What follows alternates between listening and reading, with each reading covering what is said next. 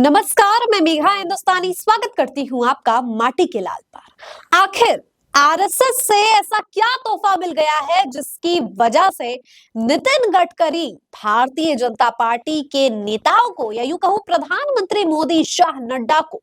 खुली आंख दिखा रहे हैं, चेतावनी देते हुए नजर आ रहे हैं। आखिर नड्डा, शाह और मोदी के खिलाफ बयानबाजी नितिन गडकरी क्यों कर रहे हैं और आरएसएस की इस वजह से या आरएसएस की तरफ से ऐसा कौन सा तोहफा उन्हें मिला है जिसकी वजह से अब इतनी ज्यादा जुबान जो है नितिन गडकरी जो है खुले तौर पर कह रहे हैं, ऐसे बगावत के स्वर या यूं कहूं कि चैलेंजिंग वर्ड्स नजर आ रहे हैं। आज इस वीडियो में तमाम पहलुओं पर चर्चा करेंगे, तो चैनल पर नए हैं तो चैनल को सब्सक्राइब कर लीजिए। चलिए आपको बताते हैं कि बीते कुछ समय से क्या बयानबाजी नितिन गडकरी की तरफ से की गई है। और सबसे गौरतलब बात है कि ये पहली मर्तबा नहीं है जब नितिन गडकरी ने ऐसा बयान दिया हो। 5 जून के बाद से ही उनके बयानों में तेजी आ गई और लोग जो विशेषज्ञ हैं, पत्रकार हैं, वो इस बात को डिकोड करने में लग गए कि आखिर नितिन गडकरी लगातार भारतीय जनता पार्टी से ही सवाल करते क्यों नजर आ रही है। बीते दिनों संसद में भी नितिन गडकरी ने कहा कि हम जो है विदेश में अपने आप को मुंह दिखाने लायक नहीं है, क्योंकि जिस तरीके से बढ़ते रेल हादसे देश में हो रहे हैं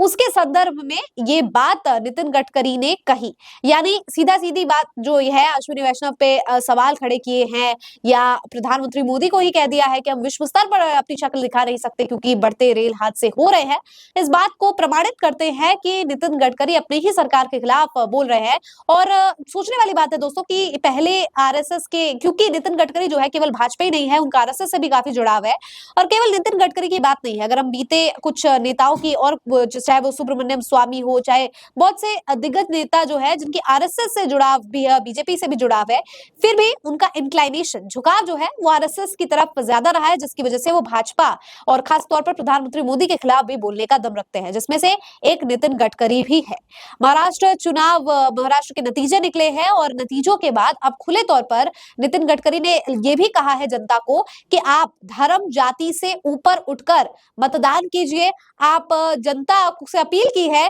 कि आप जो है जनता जो है वो काम देखकर, नेताओं के काम देखकर, नेताओं के मैनिफेस्टो देखकर और जो कुछ भी उपलब्धियां उन्होंने हासिल की है जनता के लिए उसे देखकर वोट करें, ना कि आप केवल और केवल धर्म और जाति के आधार पर वोट करें। यानी जनता से धर्म जाति से ऊपर उठकर नेताओं के काम पर ध्यान देने की अपील की है। और उसके बाद कहा है कि सत्ता परिवर्तन जरूरी है और साथ ही जनता को देखना चाहिए कि वो किस आधार पर वोट कर रही है। और ये बात कहना कि महाराष्ट्र चुनाव के समय या कहूं कि अभी नतीजों के बाद भी और नतीजों से पहले और जब चुनाव चल रहे थे तब भी नितिन गडकरी के बयान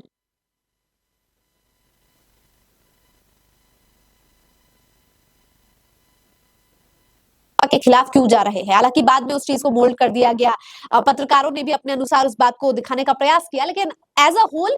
ये बात तब भी स्टैब्लिश हो गया कि नितिन गडकरी जो है वो मोदी से सवाल करते हैं या नितिन गडकरी मोदी को आंख दिखाते हैं। और अब संसद में इस तरीके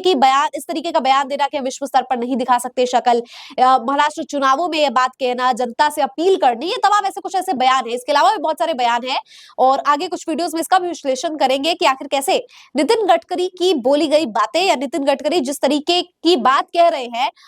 वो क्यों कही जा रही है। अब इसको एक और अलग अगर मैं पहलू से समझा जाए तो क्या आरएसएस पंप कर रही है, ये आरएसएस का हाथ जो है नितिन गडकरी, सुब्रमण्यम स्वामी जैसे नेताओं के ऊपर है, जिसकी वजह से जो है चैलेंजिंग या एक कटाक्ष के तौर पर कटाक्ष करती हुई भाजपा या प्रधानमंत्री मोदी से नजर आती है। अभी हाल फिलहाल में आज की बात है, संसद में आपने देखा कि अपने ही बोरिंग भाषण में कैसे प्रधानमंत्री ने कभी अमित शाह को अपने सिर पर हाथ रखवा दिया, कभी नड्डा सोने लगे, कभी लोग उबासियां ले रहे हैं उनके भाषण में, मतलब अपने ही भाषण में अपने ही नेता कैसे करने लग गए हैं। और दूसरी तरफ नितिन गडकरी की ये बातें, और ये बातें एज अ होल नहीं आती है, टिट्स एंड डैट्स में आती है, थोड़ी बातें थोड़ी बातें थोड़ी बातें, और इन सारी बातों को, सारे पहलुओं को, आयामों को कनेक्ट करके देखना होता है कि आखिर